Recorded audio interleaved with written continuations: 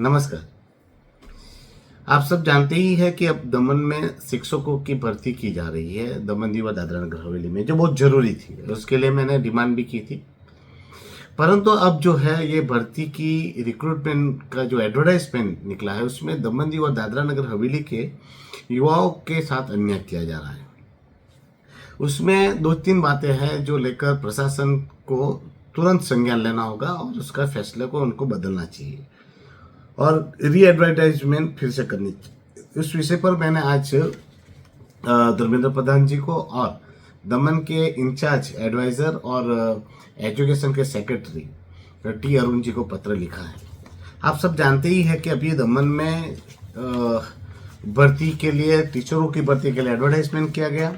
उसमें एक जो एडवर्टाइजमेंट है नंबर 4 वाली, जिसमें लगभग 281 टीचरों की रिक्रूटमेंट है इंग्लिश मीडियम के लिए। स्पेशली लिखा है कि एक इंग्लिश मीडियम के लिए है और दूसरी जो पोस्ट निकाली 112 वो किसके लिए, वो उन्होंने बाइफिकेशन नहीं करके दिया है, पर मुझे लग रहा है कि गुजराती मीडियम के लिए हो सकती है।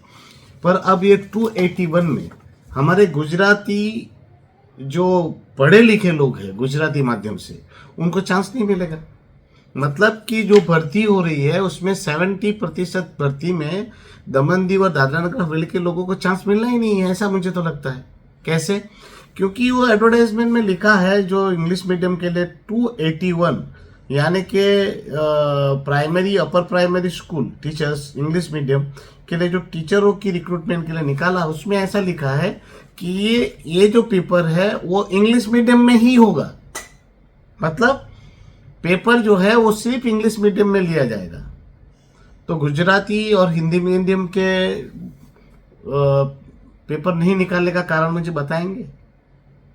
वो बोलेंगे कि नहीं, हमें इंग्लिश मीडियम में टीचर चाहते हैं तो इंग्लिश मीडियम में ही टीचर ले, तो ठीक है। तो फिर आपने जो 112 टीचरों का रिक्रूटमेंट निकाला है, उसमें आपने स्पेसिफिक एक ही नहीं लिखा है कि भाई ये गुजराती मीडियम की स्कूल है तो ये जो पेपर है वो केवल और केवल गुजराती में निकलेगा। मतलब गुजराती मीडियम की स्कूलों में जो टीचर लिए जाएंगे वो सारी मीडियम के बच्चे एग्जाम देंगे और कोई भी आकर इंग्लिश में भी पेपर देगा और गुजराती के मीडियम में चलेगा। और पर इंग्लिश मीडियम में जो है वो सिर्फ इंग्लिश लैंग्वेज में ही पेपर निकलेगा। ये अनजस्टिस नहीं है तो क्या है? 2 प्रकार के कायदे कैसे हो सकते हैं? तो आपको गुजराती मीडियम की स्कूलों में अगर टीचर लेना है तो गुजराती मीडियम के ही लो, पेपर ही इसमें लिखो कि भाई गुजराती मीडियम के ही या गुजराती ही लैंग्वेज के लोग चाहिए। और आप जब क्राइटेरिया बना रहे हो पेपर लेने का, एग्जाम लेने का और वो टेस्ट लेने का, तो फिर आपका क्राइटेरिया यही होना चाहिए ना कि भाई जो है वो समान रूल्स बनाया जाए। इसमें आप क्या साबित कर रहे हो? ये दमन दीव और दादरा नगर हवेली के बच्चों के साथ अन्याय नहीं है।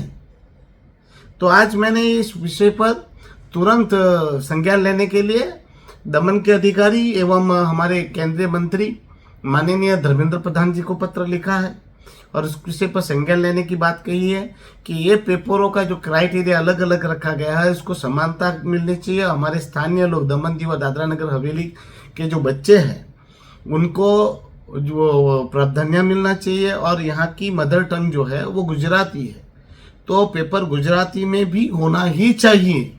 साथ में ये कहना चाहता हूँ कि डोमिसाइल का कोई इसमें जिक्र नहीं किया है। डोमिसाइल के मार्क निकाले गए हैं, डोमिसाइल नहीं।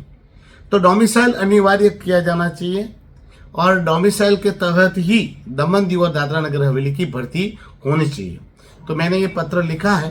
साथ में मैं दमन दीव के और दादरा नगर हवेली के चुने हुए प्रतिनिधियों से भी विनती करता हूँ और रिक्वेस्ट करता हूँ कि आप सभी भी इस विषय पर संज्ञान लीजिए और तुरंत से तुरंत ये आपकी पार्टी की ओर से भी ये मुद्दे को उठाइए और आप लोग भी अपने अपने प्लेटफॉर्म से मुद्दे उठाइए कि दमन दीव और दादरा नगर हवेली की जो भी भर्तियां हो रही है उसमें स्थानीय लोगों को मौका मिले और ये अनजस्टिस करने वाला एडवर्टाइजमेंट फिर से वापस लिया जाए, उसमें करेक्शन किया जाए और जो भी पेपर लिए जाए वो गुजराती के साथ अन्य लैंग्वेज को आप कंसीडर करते हैं तो ठीक है, पर गुजराती हो लैंग्वेज को रखना ही चाहिए। अगर आप अंग्रेजी माध्यम का उसमें कर रहे हैं तो भी गुजराती मीडियम को तो कंसीडर करना चाहिए, और उसका जो है वो क्राइटेरिया अपने सुनिश्चित करना चाहिए। अगर आप ऐसा कर रहे हैं तो गुजराती मीडियम में भी जो बच्चे ले जा रहे हैं तो उसको पहले गुजराती ही आप प्राधान्य दीजिए, सिर्फ गुजराती में पेपर लीजिए। तो मैं दमन दीव और दादरा नगर हवेली के युवाओं से भी विनती करता हूँ कि जागिए। आप अपने हक और अधिकार के लिए नहीं बोलेंगे और नहीं लड़ेंगे तो क्या होगा। अभी सरकारी नौकरियां बहुत कम बची है, उसमें भी दमन दीव और दादरा नगर हवेली के युवाओं को मौका नहीं मिलेगा, तो फिर हमें मौका हमारे प्रदेश में नहीं मिलेगा तो हम बाहर के राज्य में कौन मौका देगा।